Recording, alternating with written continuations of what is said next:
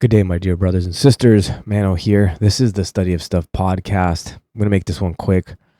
You're about to watch my interview with Father John Valadez. We discuss his new project that I feel is really, really important. A very important project. Meeting of the Lord Ranch.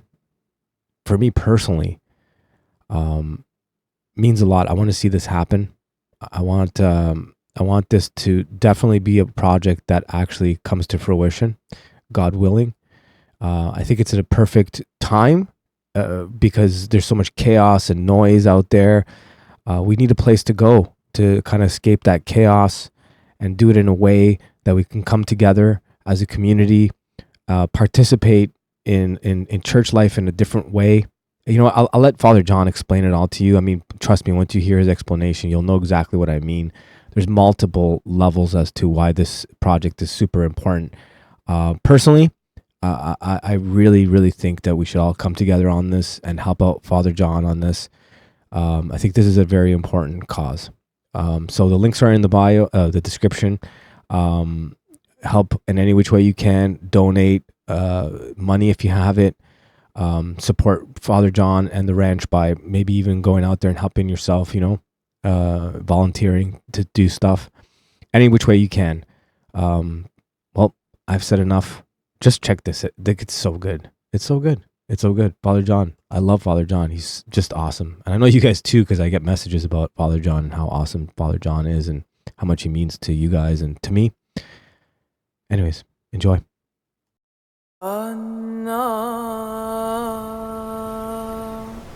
That which came to pass in thee, we in no wise comprehend, not the angels nor we men.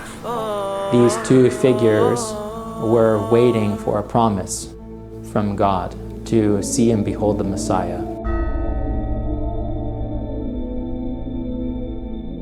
In this feast of the meeting of the Lord, the Panagia, the Mother of God, gives Christ over to the righteous Simeon in a place of solitude, in a place of the temple, a place where he is praying, a place where he wants to see and encounter the promise that was made to him of the salvation of the world, that is, the person, the incarnate Logos, the incarnate Christ himself.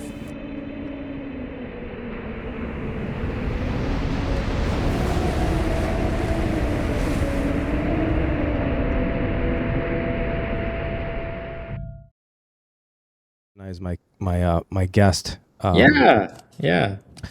And I think that's we're live, so that's probably going to stay in there. All good.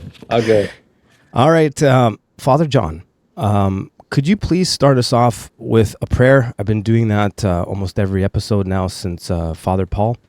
Of course. And it's been great. Let me just take my hat off. I'm ready.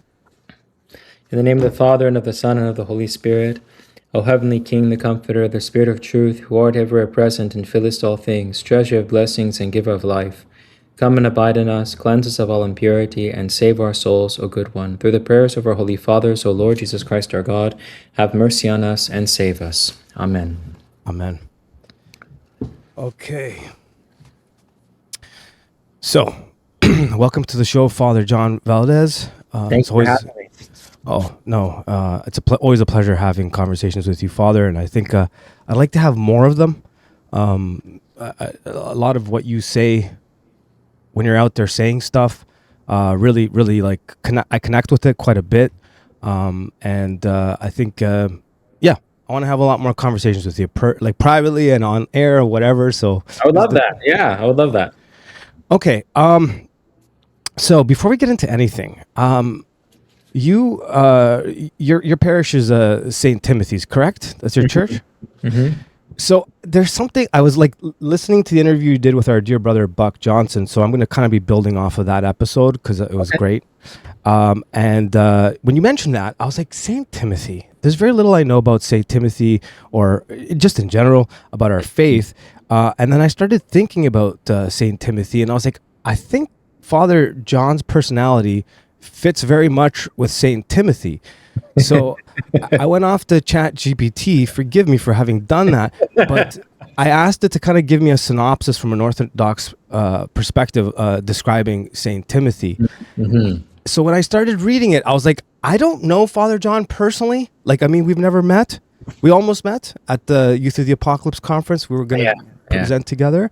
But here's what I found. And I was like, I've never met Father John, but I think this kind of sums him up. So it's like, it says, Timothy is revered because he shows the holiness, and not only for bold, sorry, let me start that again. My reading is awful. Timothy is revered because he shows that holiness is not only for bold personalities like St. Peter or fiery preachers like St. Paul. He represents faithfulness over fame. I would say I could see that in you, right?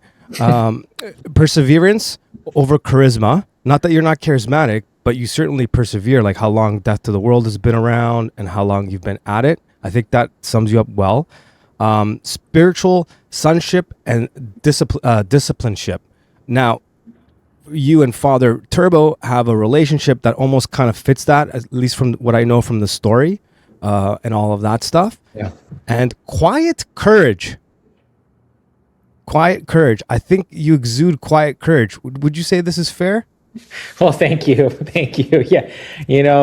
That's great that you bring that up, because when I came here, I didn't really have much connection to St. Timothy. I didn't know St. Timothy too well. But like one of the first things, like my congregation when I came here was mostly older people, like I could probably be their son, or even their grandson. And so that part of St. Timothy's life where he's young, he's young, and he's told by St. Paul to not be ashamed that he's young, right? And to proclaim the gospel even because of his age, even in his age. So that was like one of the first things that I hung on to, but it's great you bring all these other things up, and hopefully I live up to my patron as much as possible, hopefully. Well, from an outside observer's perspective, I think you definitely shine in all of these key attributes here. And quiet courage, I think, fits really well with the project that you are kind of trying to do right now. Like, try to complete this project. It requires courage and perseverance. Perseverance, right? Going back to the whole thing. You're not really making it about yourself. So that's faithfulness over fame, and you're truly, even with Death to the World, the zine, you don't make it about Father John. You make it about what it's about. It's putting together community, subculture, getting in front of people that may not understand or know what Orthodoxy is. So back to the project, Quiet Courage. Let's go there. What is the project? And where did it come from, this inspiration? Okay, so yes, Death to the World is helping to embark upon a project to, it's a really big project, really answer a call from our Metropolitan, Saba, about building retreat houses and community centers, basically. But it also has to do with Death to the World's roots. As I was putting together the book that will, be compiling history. It's really an anthology of Death to the World in the 90s. It first started out as, just putting the zines together, and then more history started coming, articles started coming, photos started coming, memorabilia started being unearthed, things like that. So it really will be a compilation of all of these missionary, endeavors of Death to the World in the 90s, not only just through the zine, but other things. The building of coffee houses, Theophany Skeet, which was started by the Brotherhood, and that was in the middle of Chico. It wasn't really a monastery, but it was a monastery. It was kind of a monastic center for lay people, if you will. They can get a taste of the monastic life in the city without having to leave and go into the wilderness and Platina and these kinds of things, kind of a middle ground, if you will. But what I started to realize is that, even before Death to the World's birth, carrying on Father Seraphim's legacy, it spilled out into the world from his brotherhood. And first was obviously the Orthodox word, but later in the beginning of the 90s, late 80s, there was the establishment of bookstores. They were called the New Valam bookstores, and they were established all around the States and some internationally. There was about 40 in the States, and which is quite a lot, They're run by lay people, but also by monastics, and they were sort of hubs that had tentacles that went out into the larger communities where they were established. So one of the main ones in Chico had, a radio show, along with a bookstore, and Theophany Skeet was kind of tied to that. And so it started to really dawn on me, more and more, although I already knew it, but it dawned on me more and more that Death to the World really came out of this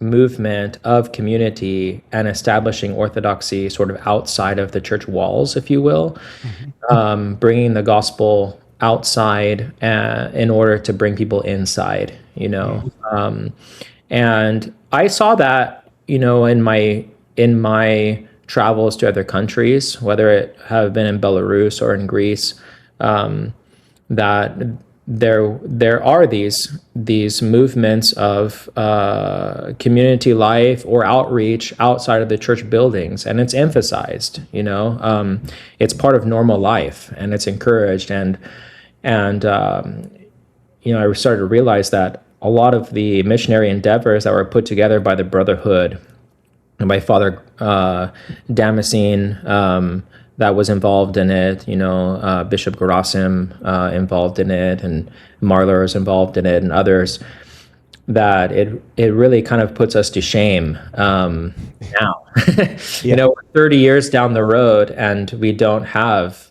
40 coffee houses and bookstores and whatnot.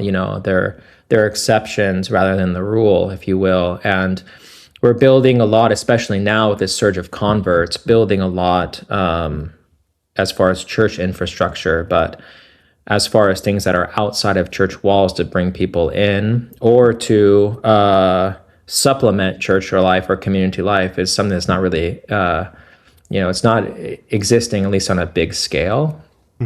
And I don't know, my opinion is that we're sort of playing catch up for not being visionaries, 10 years ago. Our churches are small. They did not anticipate the amount of converts that would come in, right? We weren't being visionaries. We weren't having evangelical fervor in that way, in the anticipation of large surges of Americans. And so now we have overwhelmed priests, we have overwhelmed buildings, we have overwhelmed community programs, et cetera, et cetera. And so we're sort of playing catch up, and I think we should really learn from that and become visionaries and look towards the future and not just try to deal with the wound that is now, try to just Band-Aid something now, but really do something that will affect the future, spiritually, pastorally, all of those kinds of things. And when Metropolitan Saba put out this teaching called the Bethany Houses, it was a teaching really built upon stuff that he had done in his diocese in Syria. So he had built these Bethany houses for pilgrims and priests and their families to have places of rest and stay, and also for Orthodox people to have places of rest or stay, outside of the city or in the country. And they're really beautiful places and beautiful areas, and so it seems like he built upon that successful endeavor in Syria and wanted to see them happen here in America. But one of the things he pointed out is that, we have all of these secular institutions crying out that the psychological state of modern man is declining, right? We have surges in suicide, surges in anxiety disorders, surges in different psychological disorders. And the secular world is trying to heal these things and come up with remedies for these things. And so is the spiritual realm, dark or light, trying to do these things. Protestants have retreat centers. Hindus have retreat centers. Hare Krishnas have retreat centers. Buddhists have retreat centers. And then the secular world has retreat centers, silent retreats, and all these other kinds of things.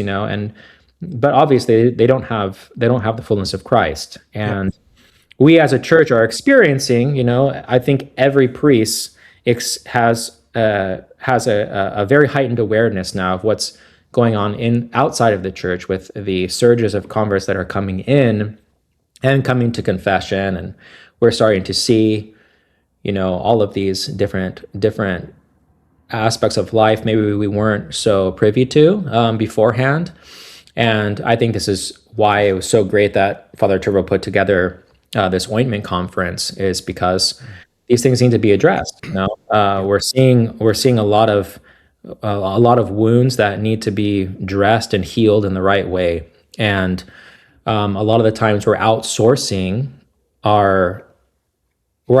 these things to secular institutions, or even sometimes, God forbid, to Protestant institutions or Roman Catholic institutions that are set up, and we're not really looking too much towards setting up Orthodox ones.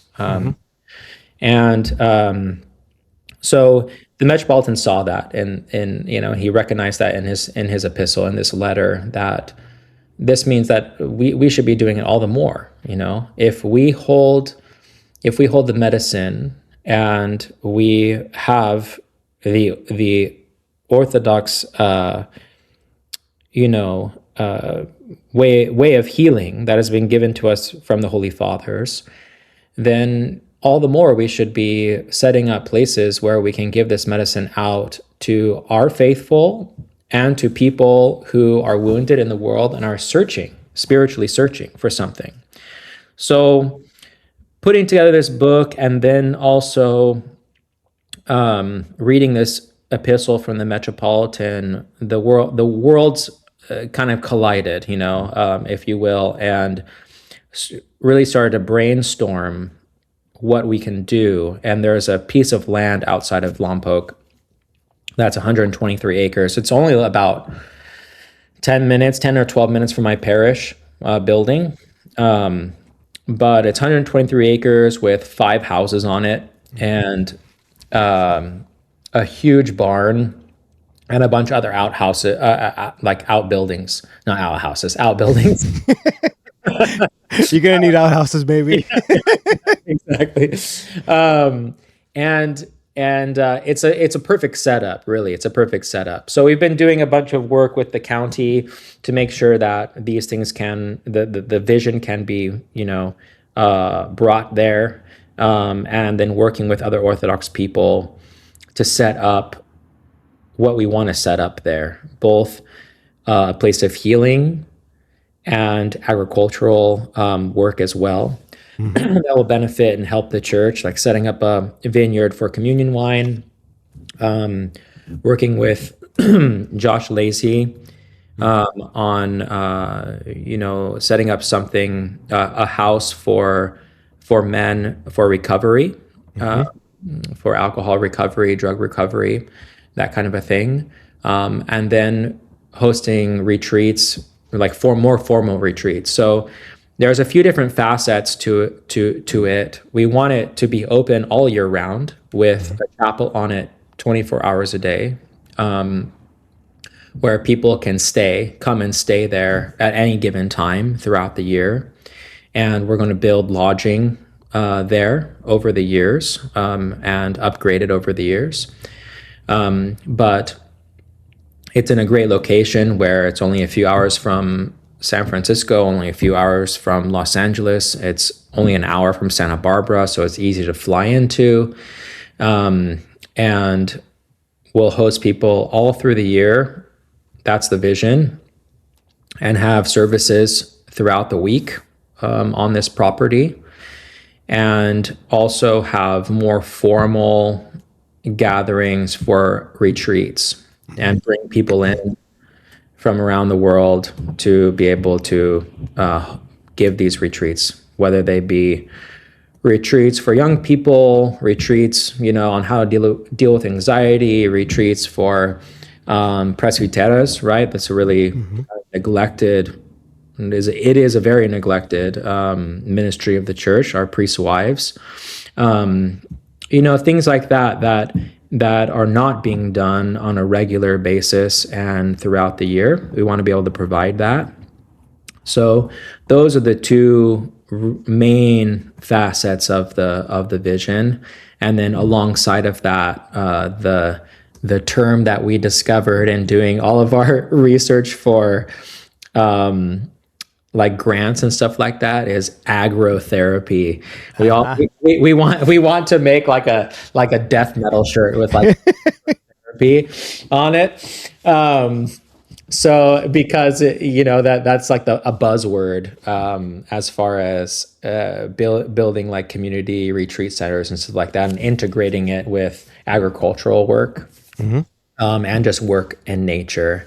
That was one of the big things in the Metropolitan's letter too, was to have a place that's simple, out in nature, where people can hike, people can work with animals, people can farm a little bit, and work out their salvation in that way, while attending lectures or a conference or a retreat, or just staying there, for a certain period of time.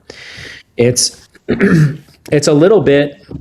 In some ways, people ask, well, what's the difference between this and a monastery? Well, a monastery we should go to. It is absolutely necessary for Orthodox Christians to make pilgrimages to monasteries. But at the same time, monasteries have a certain function, and not all monasteries can do things like host, a bunch of young adults for a retreat, or a bunch of recovering alcoholics for a retreat on how to deal with that from an Orthodox perspective, things like that. So we want to be able to make that available in ways that many monastic centers cannot make it available, if that makes sense. We really want to be able to build an Orthodox retreat center that would enable people to come, to experience Christ, to meet Him, and allow for the Mother of God, by her prayers, to give that grace of Christ to those who come and rest and hike and walk around and pray, and also attend lectures, catechetical lectures, or lectures on the spiritual life from various speakers that we can bring in. We have a church that is growing, but sometimes lacking in that vision that we see, especially in the early 90s, where people were so on fire to make America Orthodox. The Son of the Father, who is without beginning. It makes a lot of sense, and there's a lot of areas I do want to cover here, because everything you said is, how do I put this? It's necessary. Reason being, silence. We talk about silence. I heard you mention it even with Buck, but the key thing about silence is it's not just like silencing the mind. It's like participating in nature, which is obviously created by our Creator, and it's also a form of like worship, in the sense of we're not worshiping the creation, we're worshiping the Creator by His creation.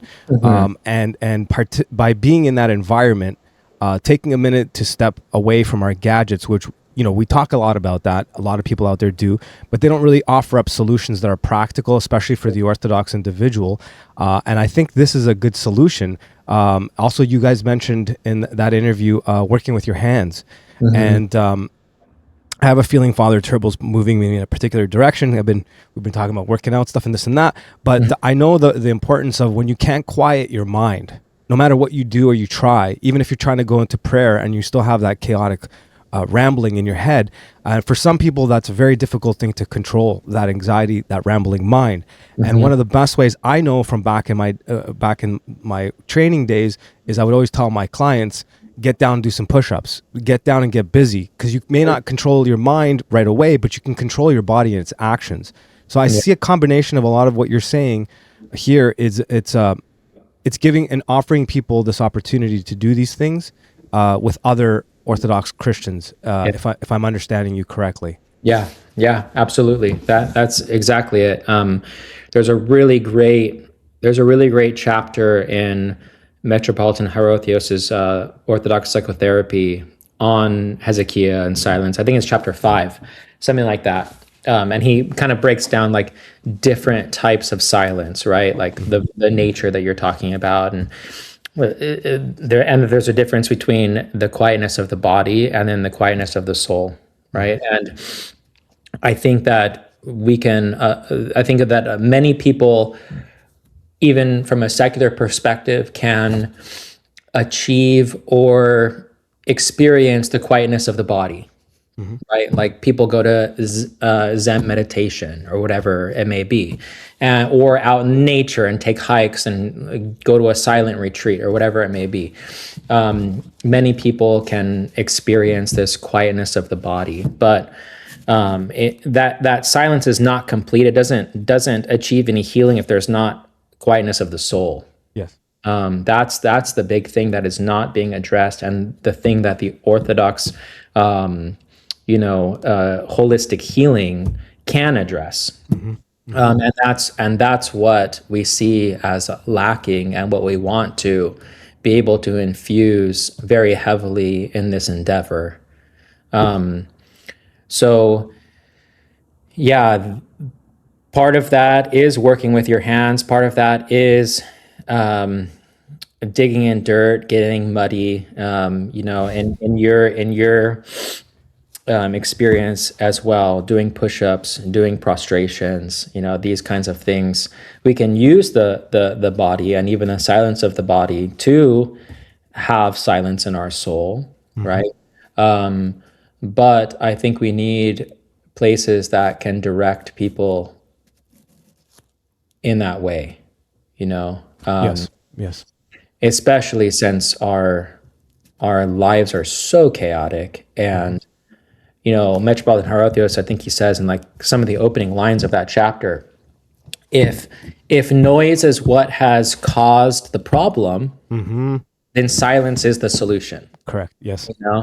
So the noise of modern life has caused this problem, and we need to build Orthodox centers. Of course, we have our churches, we have our priests, things like that, but to have something supplementary and something that's outside the church building that's attractive to spiritual seekers as well, we can help with giving silence that is the solution to that chaotic noise that modern life is today. I like where you took that, because that's like exactly where I was trying to gear this. It's like very well put. I love how you put that. It's always like thinking of us as a being made in the likeness and image of God. We have a physical, mental, and a spiritual component, and all those three are part of the one, who we are as an organism.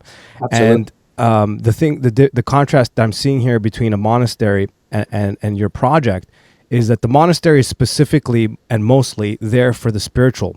And not that it doesn't connect the other two, but this is outside, as you said, outside of the church, outside of monasteries. You have a place to congregate for all of us to be able to kind of deal with the first two, and then lead to like the physical and the mental, and quiet the body, to quiet the mind, to finally have that ability to discern, to be able to hear, to be able to listen to God and to what is being said to us. But also, not necessarily more importantly, but like more important in the sense that where it differs from a monastery or church life is you're also communing in a more social way.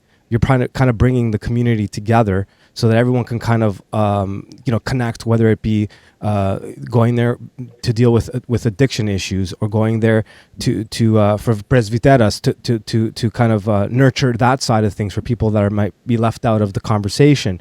And I like that you started off talking about the Death to the World book. Forgive my ramble, it'll all make sense in a second. I'm just trying to frame this because I want to bring community into this, because that's what I'm seeing a lot here in what you're doing. And a lot of what we're kind of trying to do on my end, I'm not trying to make it about what my project, but it seems like there's a lot of overlap here and a lot of great things that we can learn from what you're trying to do. And I love that you said to replicate this model, because I think that's what I'm going to be doing, is kind of like picking your brain at some point to replicate this. Yeah. I'll connect it right here, right now. The community aspect of everything that we're talking about, and connecting the whole organism, the physical, mental, and spiritual, and then having a place for people to congregate. And back to the Death to the World and why I mention it, you're talking about coffee houses, you're talking about radio shows, which I was really happy to hear when you mentioned it on Buck's thing.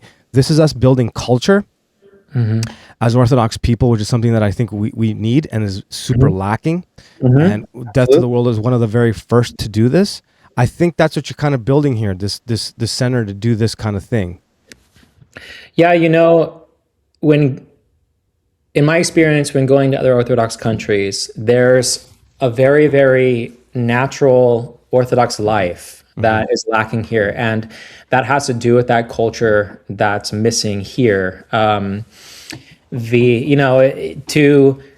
go to liturgy and then, go out into the country with a bunch of young people and have a picnic and play music, it's pretty commonplace. Yes. It's pretty commonplace. Whereas here it's kind of like where we come, we maybe have an hour, a coffee hour, then we just like kind of go home and we forget about the community until next week or until the next service or whatever it may be. Very detached, and that really, it can be hard on a parish, because that detachment that is nurtured in the world, to be an individual, to be isolated, these kinds of things, especially after COVID, that have been ingrained in young people, it becomes a burden on the parish, because now you have all the old people doing the dishes, you have all the old people, sweeping, you have all the old people cleaning the icons, et cetera, et cetera. But to nurture that culture, I think would also be a remedy to this problem as well, because like I said, in other countries, to after liturgy to go out into the country itself, or out to somebody's flat or whatever, right, and have coffee together and invite a priest over to give a spiritual talk, or to host other young people or other people of the church community on a day maybe there's not service, or a day, a time outside of service for a compline together, right? And read a spiritual book together, or watch a spiritual movie together. That initiative is not something that's taken, Yes. As much as it probably should be. So that's kind of part of this is hoping to develop and be kind of an arm to develop that culture that we so desperately need, with, like you said, the Death to the World early on doing these radio shows, and Marler doing music and things like that. These coffee houses that were established are really tentacles into the community, it seems like. And we should be, replicating that and building upon that now, especially as we see people finding orthodoxy more and more and turning towards the church more and more. Oh, absolutely. And I didn't realize how inspired I was by all this, because that's kind of what we've been trying to do. And then hearing you talk about all these things that I was not aware of, like the radio show thing and all that stuff. I really see the importance of it, because also, there's so many secular people out there that have questions and have pain, and they don't know where to go, and they're kind of afraid of the churches, as we've talked about this many times. But like, really, we don't stop to really think about that. And like, running into a coffee house, you're not really sure what you're in for. You go in there, and then all of a sudden you're introduced to something like many people that have been introduced to the faith through. Yeah, man, that's how Marler. That's the world started. Marler Exactly. walked into a bookstore in Chico Right. and met a nun there. That was the snowball that started rolling. Yes. And I think that's something that has been forgotten because we're too busy doing other things, And the other old countries that you mentioned, like I saw it in Greece and Cyprus, is there is that it's just normal. Like a lot of the things you're saying are really normal. So I like that this is what it's building, and let's kind of go towards what I call going from digital to analog. I talk a lot about on my show, meeting from the digital world and then finally congregating in a space, because that's what you're doing here with this ranch. You're offering up this opportunity. And you sent me this article about music. So this is going to be one of those manual things where I throw a whole bunch of stuff on the table and I watch my guests kind of piece it together. You might have noticed I do that. I like it because it kind of gives like these patterns, and it kind of sparks folders. Okay, so let's go from like talking about like the digital analog community, people congregating, sharing pain, sharing happiness and good laughs. And the article that you sent me, that I believe you said is from the Orthodox way, correct? The Orthodox word. Sorry, Orthodox word. Sorry. Yeah. Tell me about this article and the importance of music. Yeah, so there was this Orthodox word that it was dedicated to. It was called the Lamentation of the Youth, that was put out by the Brotherhood in 95. I think it's like 183, number 183 or whatever. Really beautiful Orthodox word, really beautiful issue, and it dealt a lot with Death to the World, because this would be like a year after Death to the World's birth, or like right before Death to the World's big birth. And it talked about youth of the apocalypse. It talked about the coffee houses, and Marla had already recorded, I believe, that tape, Lamentations, which you can hear now on YouTube. It's like an acoustic type of a deal, and it's really great. So this came out in 95, printed in 95, but it does have an article in there on music. I think it was like called, it was Catacomb Records, right? Yeah, Catacomb Records. Catacomb Records. And what was very beautiful about it is just this like you said, the building of Orthodox culture, I think, has to also primarily do with being able to look at things that we do as human beings through an Orthodox lens, right?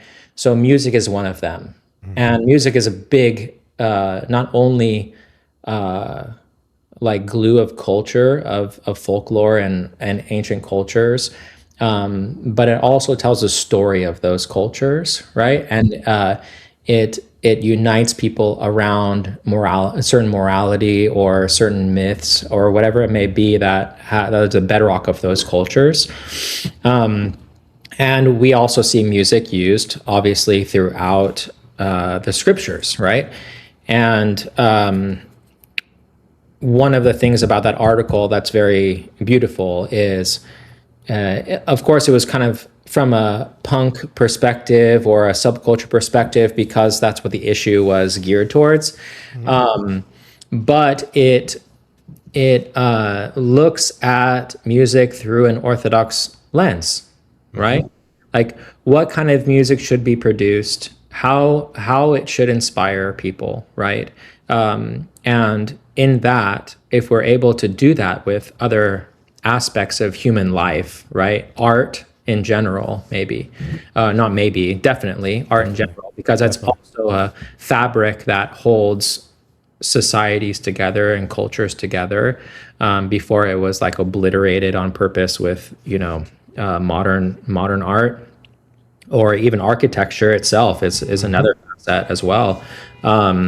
So it definitely, that article definitely shows what we should be doing from an Orthodox perspective, looking at music through an Orthodox lens, right? And that gives us an ability to be able to shape an Orthodox ethos around music and create that culture, right? That is parallel to church life.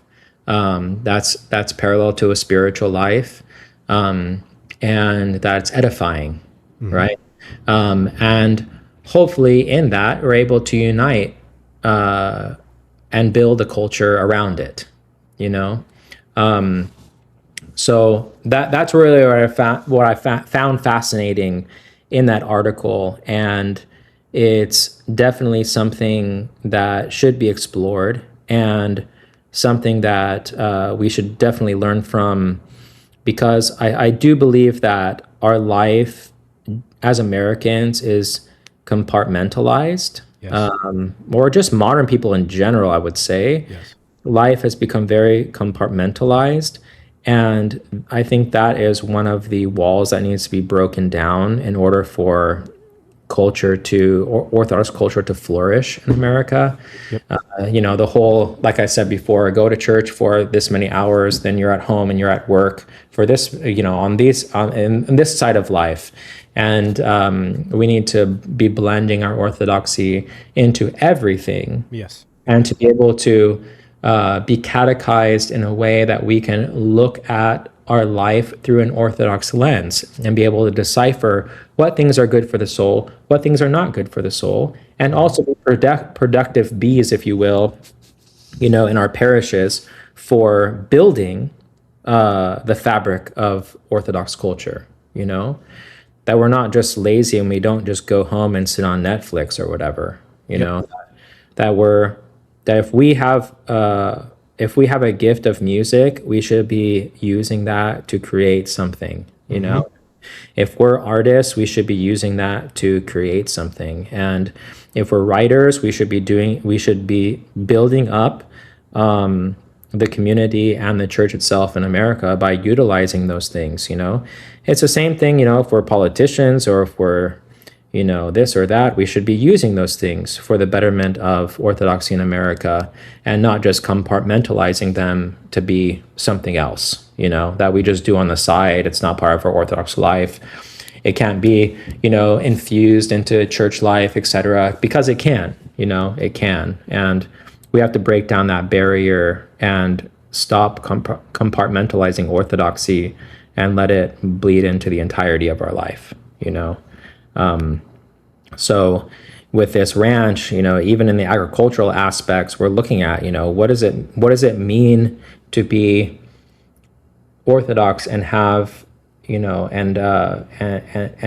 farm in the right way, or animal husbandry, in the right way, and how are monasteries doing it, right? And how have people done it in the past in other countries, and how do we respect and venerate creation that God has given us, and take care of it properly. And there's so many beautiful things when you look at the Epilogian. It was like the book of needs for the priest. There's all these blessings, right? Like blessings for bees, blessings for apiaries, blessings for flocks, blessings for herds of cow, blessing for all these different things. And we used to have Orthodoxy just infused in the entirety of life. And through these prayers of asking the priest to come and to do all these things at our home or on our farm or whatever it may be. And we don't really have that anymore because this compartmentalization, and what's really interesting and striking, I was just talking to some people about this the other day, is that because we had a beehive congregate outside of the church, and that beehive, we had somebody from our church come and put the bees inside of a little nuke box, to bring them to a property so that they can establish some apiaries and stuff with them. So I went out there and blessed the bees. This is the first time I've ever done that. I've on different feast days I've blessed like our chicken flock and stuff like that at our own home, and a lot of these prayers, it's really interesting. They all not only bless the animal and the thing that they're going to produce, but um, they also talk about warding off any curses that are put Okay. on these animals. So it's very beautiful, and in that life was infused with all of these prayers against demonic curses, and also in the blessing of animals and what they produce. So you had your seeds before you sowed your field. You had your seeds blessed by the priest. You had your bees blessed by the priest before you get honey and wax. You had your chickens blessed by the priest, and so the eggs they produce is because of the saints and because of the church and all these kinds of things that were so incredibly beautiful and are done, I'm sure, in other countries, but it's very seldom done here, and they should be. They should be. So that was just a tangent, and No, I'm a big fan of tangents. talking about the agricultural aspects of the ranch part, and the working with the hands and the agrotherapy, if you will. It's all part of it. Hey everyone, God bless you. This is Father John Valadez. I'm sitting in my Volkswagen Beetle on the beautiful central coast of California. Behind me, in these rolling hills studded with California oaks and beautiful eucalyptus, is 123 acres. That's the proposed site for the Meeting of the Lord Ranch, a place of refuge and retreat. I just wanted to thank anyone who has reached out, who has devoted either their time to this project or their talent to this project, their money to this project. Sacrifices both big and small. We would not get to where we're at without you. But we have an urgency. The urgency is that the world needs a place of refuge. We are seeing high rates of suicide, anxiety, depression. These spiritual disorders have become an epidemic, and the church needs to address it, and it has to act quickly. And so we have an urgency to build this ranch. And so we need more of your help. We need more of your help. We need at least $1.5 million to be able to enter into negotiations and take this ranch for ourselves and move on to it in order to build. The church is calling. The shepherd, our Metropolitan Saba, is also calling. The world needs us, and the world needs the church. And so let us build a place of refuge together. And not only here in California, but across the Americas. So may God bless you. May He give you strength in the world that we live in. And may you be inspired to help us in this wonderful endeavor that's blessed by God. I don't think it was a tangent. I think it was very relevant, and it kind of fit really nicely and ties in. The whole point here is making Orthodoxy part of every second of every day and everything you do, not compartmentalizing things as we do as North Americans, and bringing it all together, whether it's music or animals and how we deal with them and how we grow things around us. It's just like every second of every day is kind of a prayer, and that's what we're trying to get to. Not kind of a prayer, we want to make it a prayer, right? And it seems that your retreat here is kind of bringing all these things together and merging them together, almost like an experiment of in a sort of sense of like what we can kind of do in the future. It almost looks like a laboratory of like, how do we piece these communities together? How do we create this whole thing? My focus is on the arts in terms of creating the media and stuff like that we can kind of consume, that has an edifying content to it, that's a part of a prayer. It seems that what you're doing over there is kind of like almost embedding like the day-to-day living and kind of making it something that people can kind of learn from, and maybe even yourself and all of us with you, to kind of embed that stuff so things aren't so compartmentalized. I do the same thing. I have to do the same thing. I have to really think about the word before I say it. I do the same thing with that word. Totally. Which kind of leads me to like a little bit of a weird angle, but I don't think it is. how do I put this? Okay, so I was talking with my spiritual father about, and some of the people that I'm dealing with on this thing that we're doing with the Born No More network that's going to be on Logo Cinema, which again, Logo Cinema is another good thing to bring up, because now we're building infrastructure as a culture and places to kind of do things so that we can all kind of like congregate on something. But it's like, so I've been telling some of my people that are helping me out with the project, and I checked with my spiritual father, is kind of like the ideas are like the male from the father. The ideas get put into your head, like sperma, like logos spermaticos, like it kind of drops into your head. And then the female gives birth to the creation. But our job is to kind of be the conduit in the middle that assists the creation process and assists the understanding of the idea. By clarifying our nous as best as we can, making it a prayer, kind of like an iconographer, not kind of exactly like an iconographer, and making the object that we are creating, whether it's a song or it's this project, you kind of have to consider we're made in the likeness and image, and you're trying to replicate this thing. So that's why I like the way you went off on what you call the tangent, because you included animals into this, and you included the aggro aspect of it. It's a participation in the creation. That wasn't a question. It was kind of like a thing to see where this goes. No, it's true. No, absolutely. You know, Adam is created as a mediator. Mm-hmm. You know, he's both the dust of the earth, and he's also this immortal soul. Mm-hmm. You know, and in Orthodoxy, we don't draw this dichotomy between that physical part of man and his spiritual. You know, of course, there are members of our flesh that war against us in a spiritual sense. You know, but that both things are good, and both are supposed to be sanctified because it's holistic. The faith is holistic, and so what we do in the divine liturgy, when we say "Thine own of Thine own," and we offer up the bread and the wine, and later bless them to become the body and blood of Christ, we are doing exactly what Adam was created to do, and that is to lift up the things of the earth in thanksgiving to God, to the heavens, and ask for the Lord to come down and to bless and sanctify his creation and imbue it with himself, you know? And so we are that conduit, you know, we are the conduit between the earthly creation and the heavenly creation, because we have in our makeup both things.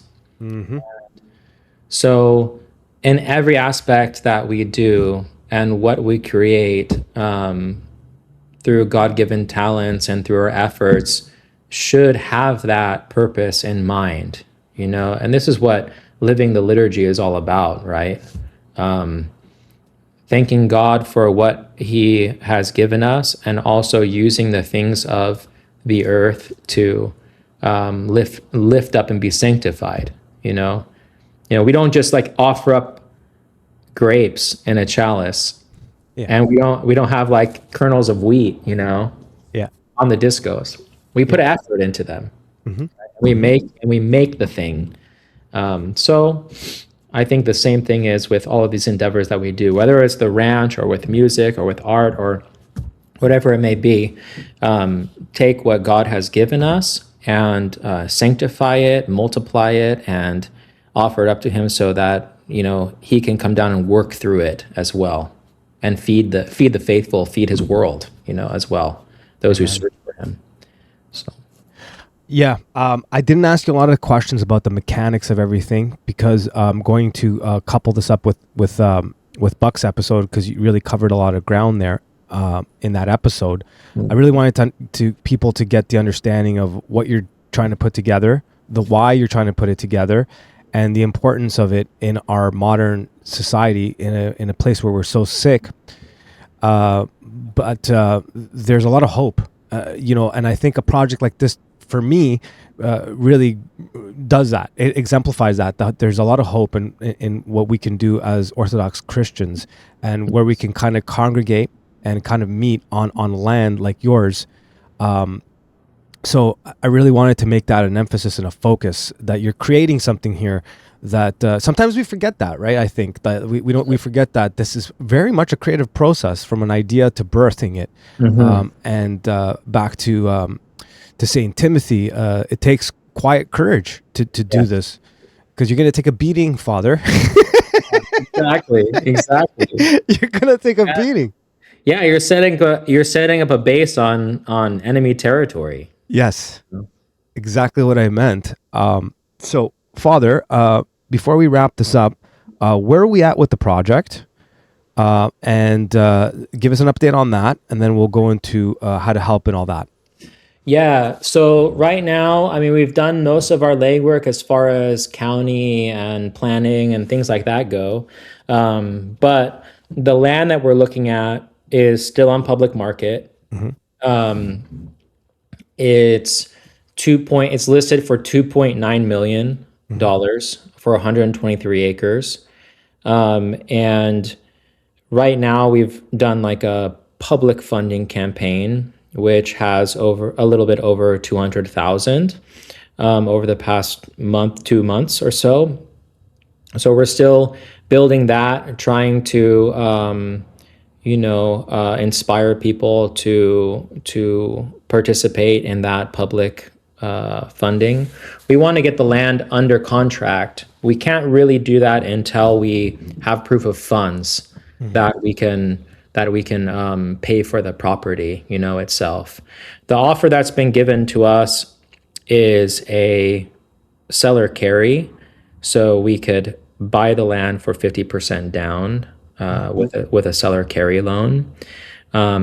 So that's one large avenue that we're looking at. So 1.5 million is kind of the goal on the public side of things right now.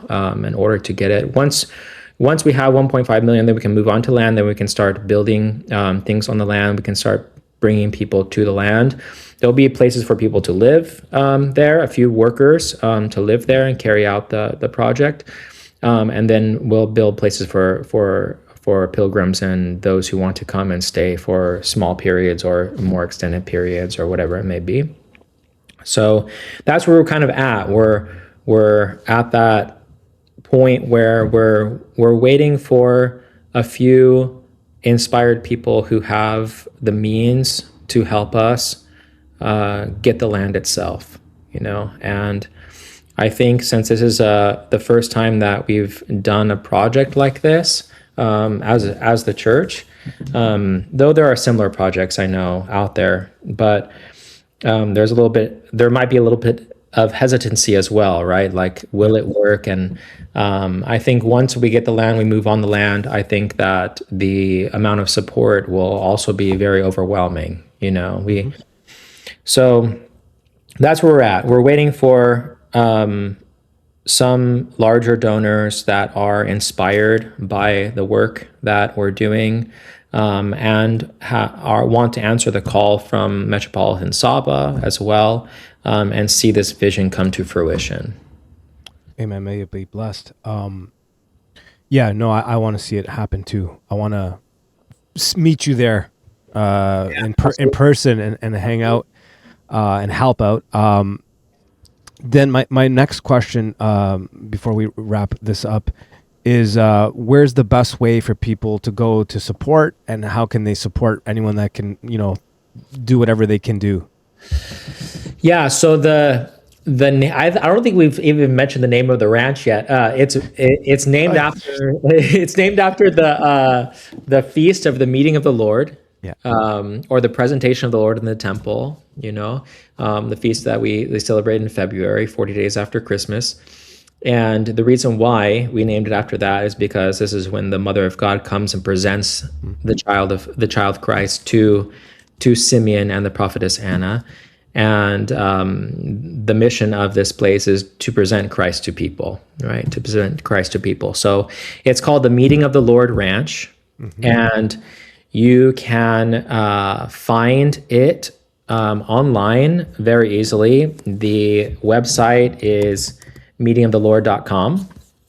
And so from meetingoftheLord.com, you can see like kind of a small short snippet documentary on the vision. There's a place to donate, and there are some more details about the property, the land, what we need for the land, and the stages of the vision, the building out of the land after we acquire it, God willing. So all of those details are on there. There's ways to message us about if people want to invest. Maybe they don't want to necessarily donate a large sum, but want to invest a large sum. We have a way to do that as well. If you just contact us for details on that, and we're more than we've been kind of building a list of workers, if you will, for this. Electricians have reached out to us. Framers have reached out to us. Agricultural people have reached out to us that maybe don't have deep pockets to make the vision happen as far as acquiring the land, but for the afterwards part of building the lodging, of redoing some of the electrical work that will need to be done, and things like that. So send us an email if you're a framer, if you're anything from marketing and accounting up to working with your hands and rewiring stuff and digging holes. Even if you want to dig holes, please let us know. I could definitely help with digging holes and hauling things, no problem. Some flooring I could do, that kind of thing. And also I can help you out with the marketing side of things. We got some stuff going on. I've already been talking to our boy Joshua. So we could talk about that in a minute. Yeah.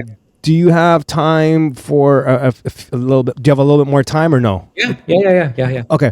So I'm going to end the regular interview here, and I'm going to ask you a couple questions that I'm going to just put on school that are related to some music stuff. We're going to talk to some music stuff. Is that cool?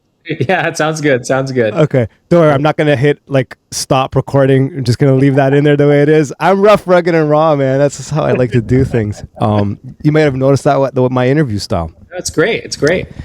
Okay, so Father John, I love how you got all uncomfortable there. That's my favorite part of the interview. What's some music that you listen to that some people might be surprised? And then notice I had a tape deck in there and a tape inside, and they're like, "Father, what tape do you have in there?" And I was a little bit hesitant. Like, what are people going to say and think? Whatever. I went through a period where I didn't listen to music for 4 or 5 years. There's also insidious things that go on in music, in pop music. I feel like in a certain way we're making orthodoxy an idol. This uptick in what they're called, nationalism, and then this is orthodox, this isn't orthodox. Father Seraphim saw this in American culture, early 80s, right before his death. We can't have a museum of orthodoxy.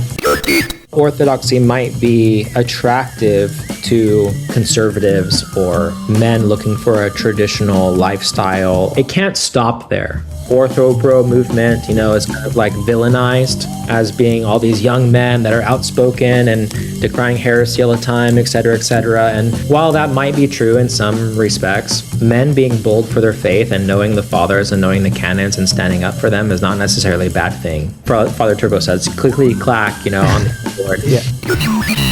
For instance, the Orthobro straw man. If you're not a nice guy about orthodoxy, then you're other villainized Orthobro guy. That's just as detrimental. Agreed. Hold the line against ecumenism, against limp wrist things going on out there.